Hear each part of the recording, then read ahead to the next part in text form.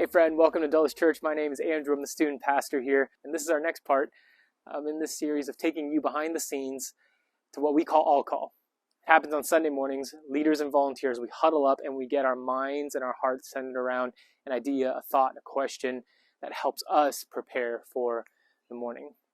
And we realize that if you are someone who's watching in another state, another country, maybe just in the same state but farther away, can't make it every single Sunday morning, it can be hard to see what happens behind the scenes. And so we want to bring you in on that. This is our objective in this series, to help you experience Dulles Church in its fullness. In recent years, I have become somewhat of an avid thrifter.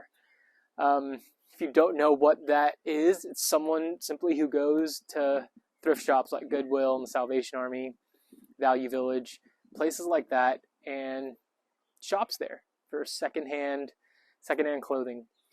I've found that I actually love secondhand clothing more than I like brand new stuff. There's something about going to a thrift store and looking through, if you've ever been to one, it's just racks and like aisles, and sometimes it's a mess. There's just like clothing all over the place. You have to like sort through it and look through it. It's one of the most exciting things for me when I can find an article of clothing that inspires me, that attracts me, where I actually genuinely like how it looks.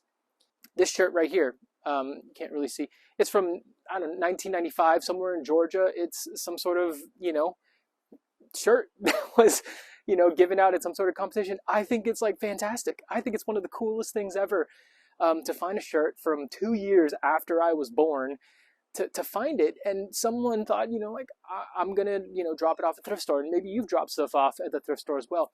And the mentality, usually when dropping things off at the thrift store, is to get rid of what we don't necessarily feel is valuable to us, or what we don't see any worth in anymore, and in the hopes that maybe someone else will benefit from it. But there's something about that idea, the whole idea of thrifting, and the way that I do it. I go with my son. He and I go to the thrift store almost every single weekend, and I'll walk through the aisles and I'll look for clothes.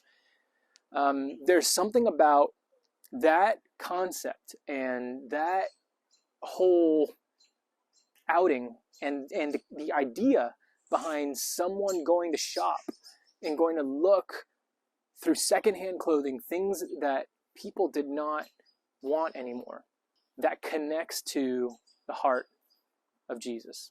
This shirt, like I said, I think it's the coolest thing ever.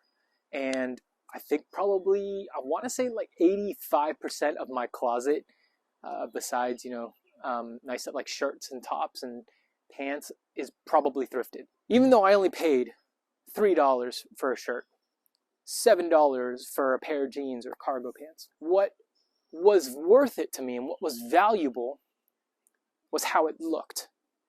It wasn't based on the price, and it wasn't based on what other people say. You may think this shirt is kind of dumb.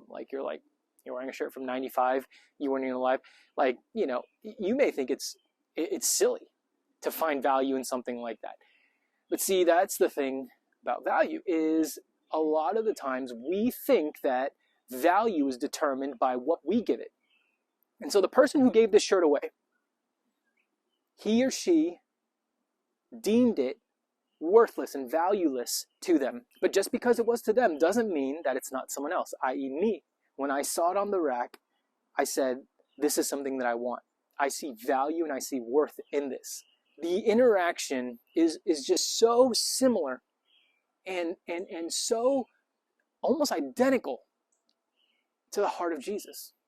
Now, I'm saying this for two different reasons. First, maybe it applies to you. Second, I want you to apply it to people who you see, people in your life. You, myself, we've all had the experience of feeling like our value has been dictated, feeling like our value has been placed on us because of the kind of person we are, our personality, maybe even because of something that we've done in the past, something that we regret, or even something that we were like really proud of. We allow these things to all of a sudden dictate the value of us, to dictate our worth. But just like this t-shirt at the thrift store, it's not dictated by what the person who gave it up said.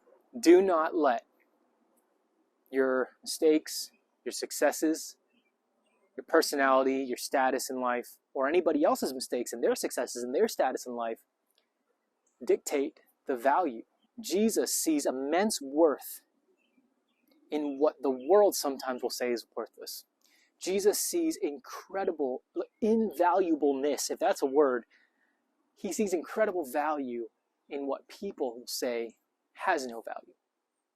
And I just want to have that, and I want us to have that on the front of our minds for yourself and for those you see. That you have worth and you have value. The people around you also have worth and also have value in the eyes of Jesus. And so for us to follow in the footsteps, in the way of Jesus, look at yourself in the mirror, knowing you have value, knowing you have immense worth. And everybody that you see today, look at them knowing they have immense value and immense worth. Love you guys. I'm so happy that you were here today, and I will see you next time.